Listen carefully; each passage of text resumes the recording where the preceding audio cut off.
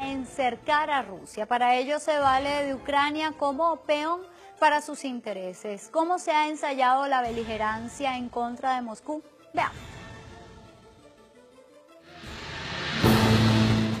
Las fuerzas de la Organización del Tratado del Atlántico Norte han desplegado sus fuerzas cerca de la frontera de Rusia con la puesta en marcha de ejercicios militares provocativos en países cercanos, de acuerdo al investigador Stephen Ledman. En este sentido, entre el 10 y el 23 de julio de 2017 se realizaron en la región ucraniana del Mar Negro los ejercicios navales internacionales conocidos como el Sea Breeze 2017, organizados por Estados Unidos y Ucrania. En esta práctica participaron más de 3.000 militares de 16 países, así como 31 buques y 29 aeronaves, con el supuesto objetivo de ensayar una operación naval multinacional orientada a mantener la seguridad en la región. Más tarde, se ejecutaron las maniobras Rapid Trident 17, que se llevó a cabo entre el 11 y el 23 de septiembre de 2017 e involucró a 2.500 militares de 15 países, entre ellos Bulgaria, Canadá, Estonia, Italia, Georgia, Letonia, Lituania, Moldavia, Noruega, Polonia, Rumania, Ucrania, Estados Unidos, el Reino Unido y Turquía. En consecuencia, Rusia ha denunciado la expansión militar de la Organización del Tratado del Atlántico Norte cerca de sus fronteras y ha enfatizado que la alianza es un bloque hostil y agresivo que trata de militarizar la zona, con el pretexto de contrarrestar la supuesta amenaza rusa. Sin embargo, ¿quiénes son realmente la amenaza? Y esa es una pregunta clave. ¿Quiénes son realmente la amenaza? ¿Cuál ha sido el destino del pueblo ucraniano luego de la comisión de este golpe de Estado? ¿Cuáles son los verdaderos intereses occidentales o de la OTAN al planificar y ejecutar este golpe de Estado? ¿Realmente benefició al pueblo ucraniano o está beneficiando los intereses económicos, políticos y geopolíticos en ese territorio? Con este contexto nos vamos al análisis conectándonos con dos invitados. En primer lugar, desde el Reino Unido tenemos a Jorge Martín, editor de la página Marxist.com e integrante de la revista América Socialista, y desde Bélgica, Alex Anfruns, que también es periodista independiente de investigación. Comenzamos contigo, Jorge Martín. Estamos viendo que Ucrania ha expresado que se va a ir. Petro Poroshenko, presidente de Ucrania, ha dicho que va a realizar un referéndum para preguntarle a la población si desea adherirse a la OTAN o también a la Unión Europea. Respecto a eso, el pueblo de Ucrania, que viene ya de un golpe de Estado, de una posición donde justamente miembros de la OTAN fueron los principales actores de la perpetración de ese golpe de Estado, ¿al pueblo ucraniano le conviene adherirse a la OTAN?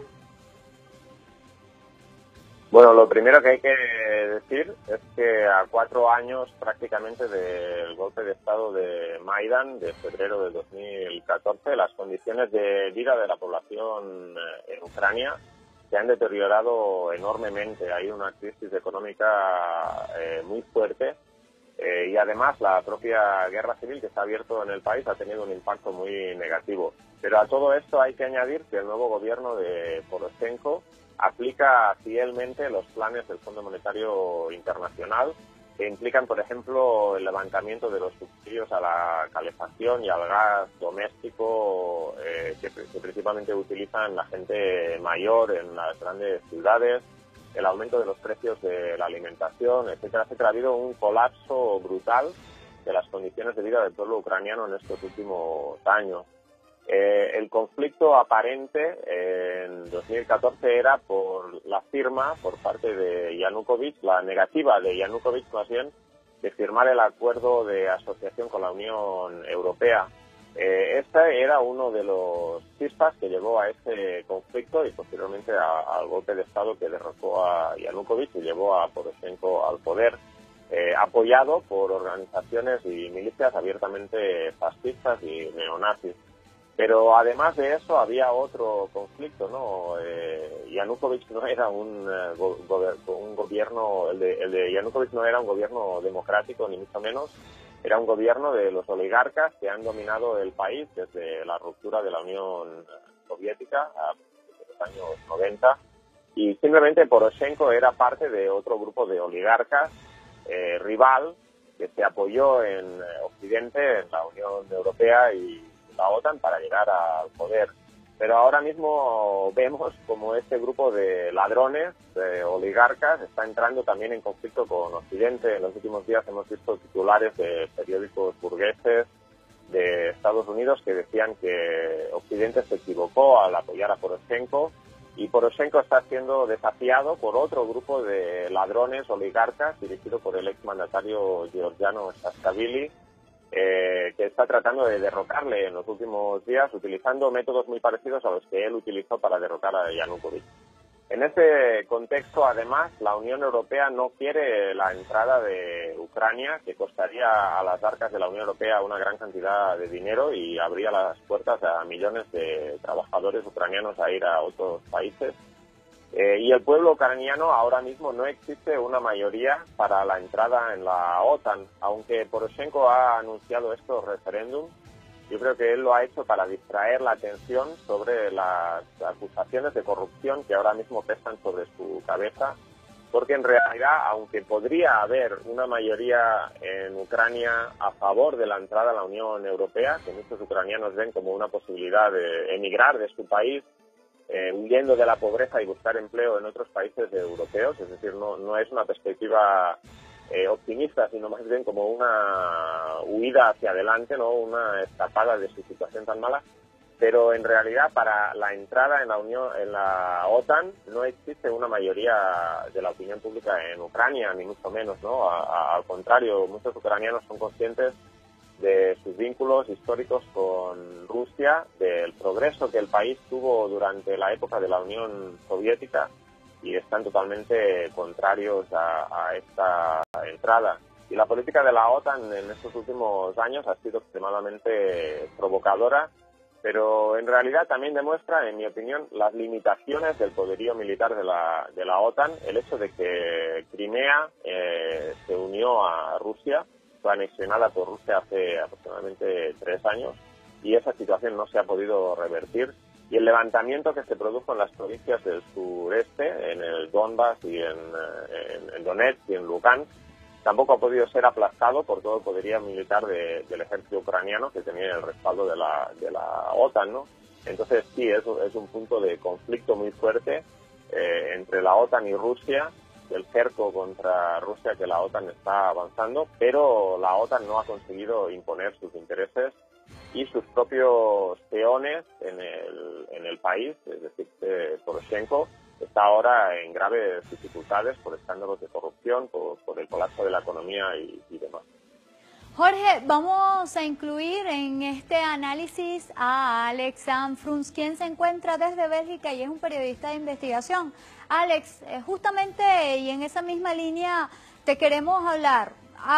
Ya no referirnos a la participación clara que tuvo Estados Unidos y algunos países de la Unión Europea en este golpe de Estado en contra de Víctor Yanukovych y que derrocó al gobierno constituido en el año 2014, sino ¿cuál es la situación actual de la población ucraniana? ¿Qué sucedió? ¿Benefició a la población ucraniana ese cambio de gobierno? ¿Benefició también a algunos o a los países de la Unión Europea? ¿O es que al final el único ganador de todo este golpe se ha constituido Estados Unidos solamente? Adelante.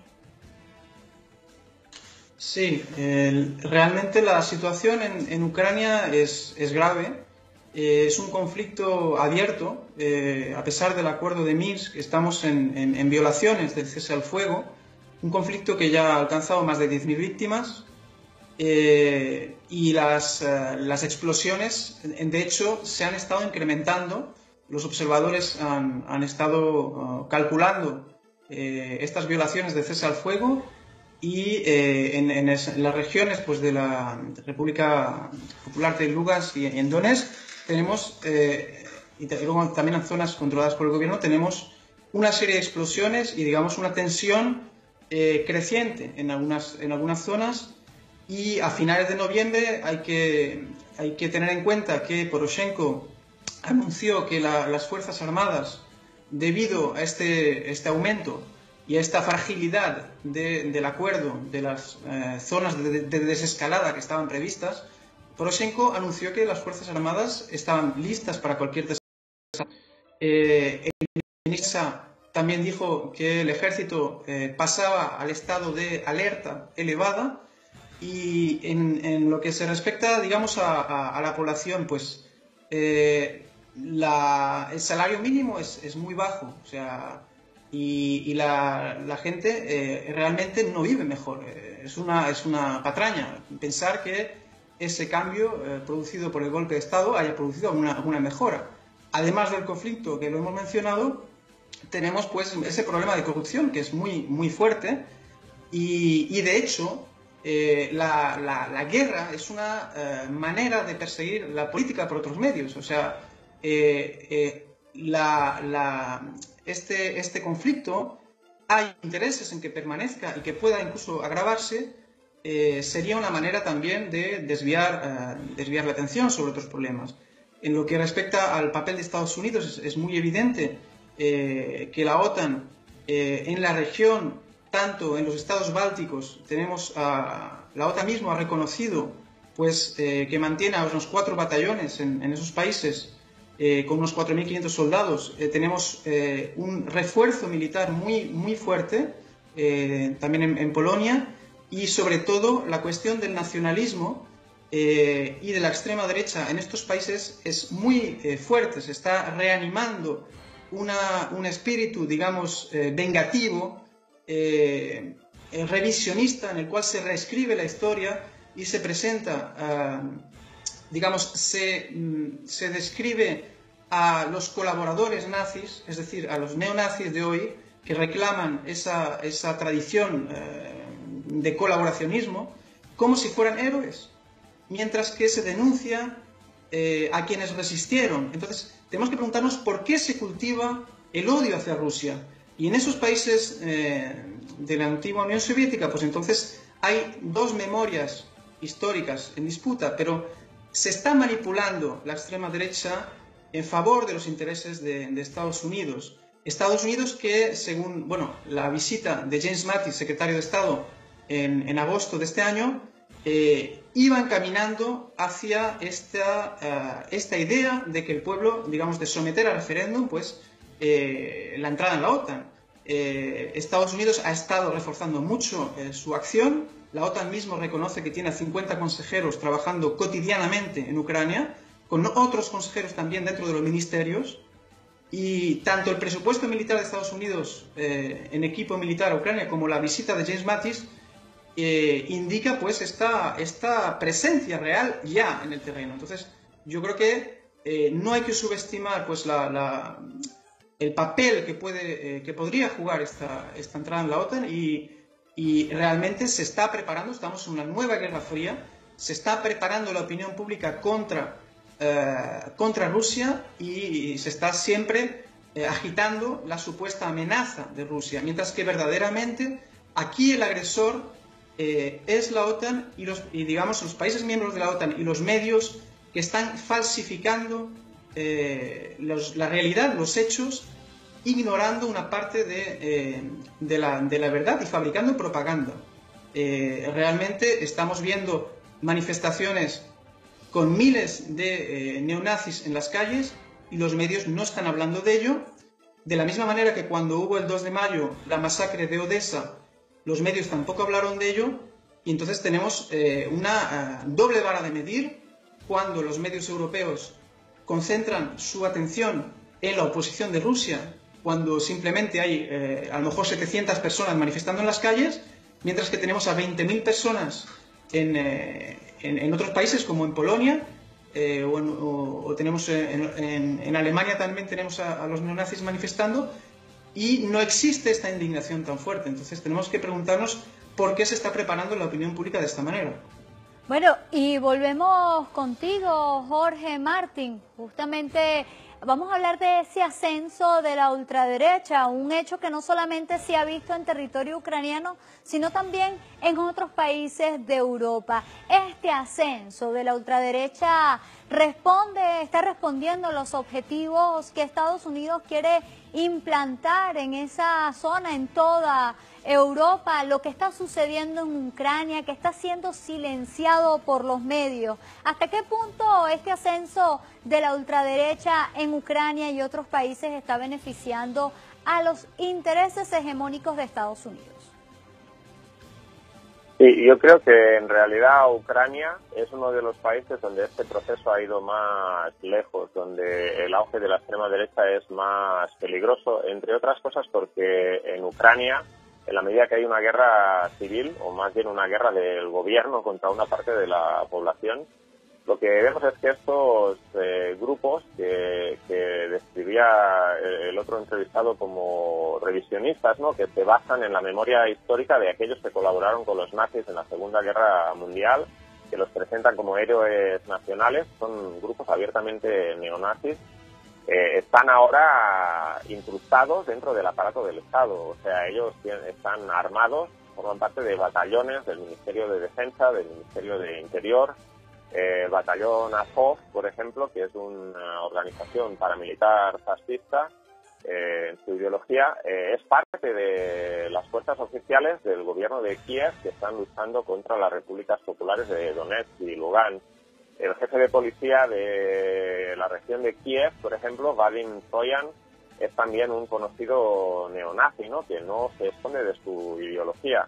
Entonces, aunque Poroshenko realmente no es un político de extrema derecha, es un oligarca reaccionario que lo que quiere es robar y meterse dinero público en sus bolsillos, pero realmente las fuerzas en las que se está apoyando en el Parlamento, en el servicio, en el Ministerio del Interior, en el Ministerio de Defensa y demás, y son fuerzas abiertamente neonazis, ¿no?, que han tomado parte de varias ciudades de Ucrania y que dominan como si fueran señores feudales de la guerra, donde ellos controlan el contrabando de bebida, de tabaco, controlan la prostitución, el tráfico de droga, etcétera, ¿no? O sea, es una situación que se mezcla la criminalidad con el ejército, con las fuerzas de policía y con los partidos políticos de extrema derecha que tienen una influencia muy grande sobre el gobierno, ¿no?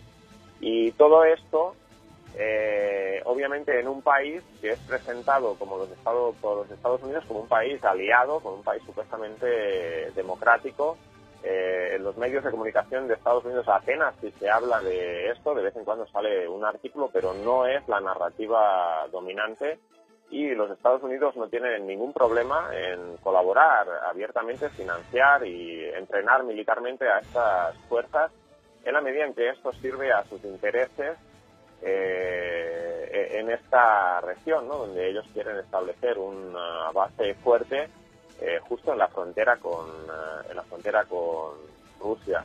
Como decía antes, esto es una ruptura total de todos los acuerdos que se llegó en el momento de la caída de la Unión Soviética, donde Estados Unidos prometió que no avanzaría la OTAN hacia el este, que países del este que habían formado parte de la esfera de influencia de la Unión Soviética nunca se incorporarían a la OTAN, y hemos visto justamente todo lo contrario, ¿no?, como comentaba el otro entrevistado, en los países bálticos, en Polonia y en Ucrania. En Polonia también hay un movimiento fuerte nacionalista de tintes neonazis, pero yo también diría, aunque eso es bastante peligroso, por supuesto, pero yo también diría que hay que tener un sentido de la proporción, ¿no? Polonia también es un país donde hemos visto movimiento masivo. Por ejemplo, hace un año hubo una huelga de mujeres en defensa del derecho del aborto, por ejemplo, y de derechos democráticos, que implicó a cientos de miles de personas que fueron a la huelga, se manifestaron de forma masiva, ¿no? Yo diría que más bien lo que estamos viendo es una polarización muy fuerte, en la medida en que hay una crisis aguda del sistema capitalista, una polarización muy fuerte de unos sectores hacia la extrema derecha, pero de otros sectores también hacia la izquierda, ¿no? El panorama en Europa, yo diría que no es uno solamente de auge de la extrema derecha, aunque este existe y es peligroso y hay que denunciarlo y combatirlo, pero también es un auge de opciones más hacia la izquierda, ¿no? Lo que estamos viendo es que el sistema está en crisis y hay una reacción en ambas direcciones. Jorge, y justamente en este proceso de polarización es que hemos visto cómo se usó a la población ucraniana o a parte de ella para ejecutar ese golpe de Estado. También elementos como este lo vivimos en la región latinoamericana y caribeña, específicamente en Venezuela, cuando desde Estados Unidos se estaba apoyando a la ultraderecha para la ejecución de actos y así luego justificar lo que fue o lo que se intentó, hacer un golpe de Estado en contra del país. Lo cierto es que el ascenso de esta ultraderecha responde a los intereses de Estados Unidos. Alex, queríamos preguntarte, ¿cuáles son los principales objetivos que ha alcanzado Estados Unidos a través de Ucrania y también con respecto a la adhesión posible de Ucrania a la OTAN? ¿Cuáles serían las consecuencias? Adelante, Alex. Sí, bueno, yo pienso que la idea de reforzar, digamos, integrar a Ucrania como Estado miembro de la OTAN, pues plantearía pues una capacidad de despliegue, de respuesta coordinada, puesto que hablamos de la Alianza Atlántica, digamos, es un acuerdo en el cual cualquier acción, cualquier ataque que reciba un Estado miembro debería provocar, o sea, desencadenar una respuesta coordinada de los diferentes estados que forman parte. Entonces, si lo aplicamos al escenario de Ucrania, en el cual constantemente se está presentando a Rusia como teniendo un papel muy activo, digamos, en este conflicto, aparte de que se pueda verificar o no en qué aspectos, ¿no? Pero si lo planteamos en este esquema, pues este miembro, que sería Ucrania, pues contaría con una respuesta, digamos, un escenario mucho más grave, digamos, un conflicto mucho mayor.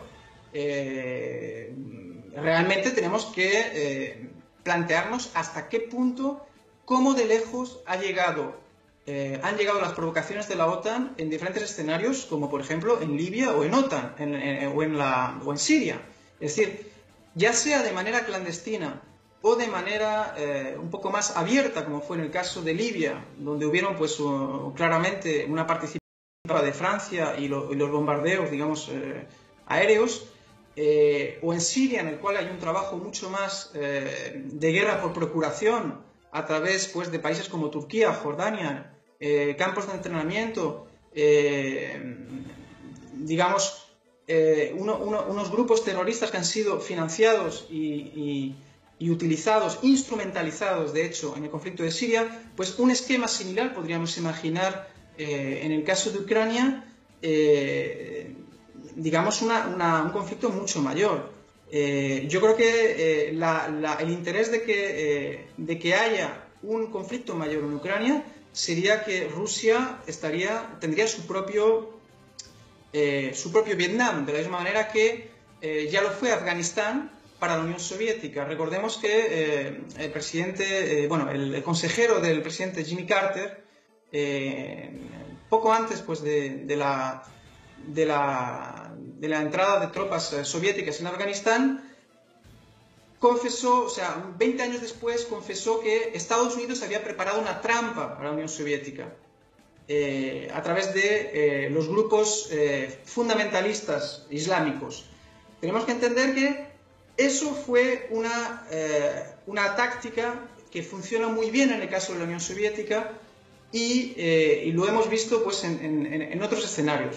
Entonces, la provocación de Estados Unidos, por ejemplo, siempre ha consistido, Brzezinski mismo dijo que Estados Unidos debería intentar dividir a Rusia en 3 entidades diferentes. O sea, el objetivo era realmente no solo debilitar, sino si fuera posible fragmentar Rusia. Es decir, se trata de destruir los estados que puedan oponerle una hegemonía a Estados Unidos. Y en este sin mundo duda multipolar, eso es lo que ha venido haciendo Estados Unidos a través de Ucrania. El hecho es que al final es cercar a Rusia. Agradecemos a Alex Anfrux desde Bélgica y también a Jorge Martín desde el Reino Unido su participación en Jugada Crítica. Y con esto nos vamos a una nueva pausa, haciéndolo con la siguiente pregunta que lo vamos